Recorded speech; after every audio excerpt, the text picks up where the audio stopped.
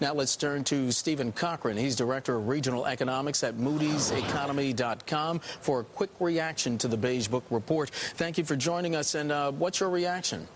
Well, it doesn't sound like there were really any surprises in the report. I think the best thing coming out of it were the very brief comments about some improvement in manufacturing activity, particularly the Dallas Fed's comment about technology. I do expect that one of the leading factors that will help drive an economic recovery will be a reinvestment in technology equipment, and the tech-producing industries should be among the first to recover. So if the Dallas Fed is beginning to see that, I think that's a really good sign, and it is also a bit consistent with the durable goods orders that came out today. The top line numbers weren't so good, but if you look at new orders, defense and aerospace, we saw a good uptick in that, and that was a good sign for the manufacturing economy as well. You know, Stephen, we were talking about before the report was in your hands. You mentioned how important real estate is, and I just wanted to give you some more details on that because it says that real estate markets in most districts remained weak, but many reported signs of improvement. Minneapolis and San Francisco saw large increases in home sales compared with last year, and in fact, they say in general the low end of the market, especially entry-level homes, performed well. Contacts in New York, Kansas City, and Dallas attribute this to the first-time homebuyer tax credit. So what do you make of that? It's pretty good news. And in a way, again, this isn't a bit of a surprise because we have pretty good data on home sales, and we've seen strong increases, particularly in California and the West. So that confirms those reports. I think it's nice to hear that some of the other Fed districts are reporting the same thing, though, particularly in New York. The New York housing market was one of the last to turn down, and I expect that it's got a ways to go. The New York Fed sounds like they're being a little more optimistic than maybe I have been in terms of some stability at the low end of that market. That's a very good sign. And Steve Cochran is Director of Regional Economics at Moodys Economy.com. He's going to stay with us, and we'll get back to him a little later on to talk some more about the Beige. Continuing our coverage of the Fed's Beige Book, the Federal Reserve reporting just moments ago that most of its 12 regional banks detected a slower pace of economic decline in June and July. Further signs the worst U.S. downturn in at least 5 decades is closer to an end. Bloomberg's Kathleen Hayes, our economics editor, has been crunching those numbers. And Kathleen, what are you finding? Well, you know, it's fun to look at this Beige Book because, you know, it's like talking about a family, right? Because it's a bunch of individuals. And so you to really know the family, you have to look at the individuals. I want to start by looking at what is going on out in California. Why? Because yesterday, the San Francisco Fed Bank President Janet Yellen told us that she sees the first signs of the economy turning around. Now, the San Francisco Fed report sees stabilization, home sales up over 2008. That's very positive. Retail sales mixed are positive. Used car sales are rising out west, even though overall across the country, the Beige Book says car sales are still quite weak. Now, in terms of some of the negatives, weak bank loans reported by some of the banks out in the San Francisco Fed's district. Luxury travel down sharply in San Francisco. And one more plus, strong demand for medical services. Let's go down to Dallas.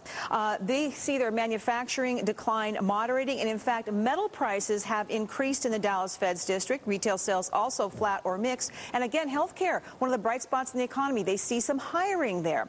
Now, if we head more towards the Midwest now, we can take a look at Kansas City, because Kansas City is the district that said technology firms see an increase in activity, especially in clean technology. We know the president's pushing green, isn't he? And defense-driven aerospace. Chicago, now that's the area that's been hit so hard by the auto meltdown. Well, they said that the rapid resolution of the Chrysler and GM bankruptcies really boosted confidence, but they're still suffering from some plant shutdowns. Sales have started to pick up autos, but they're not really there yet.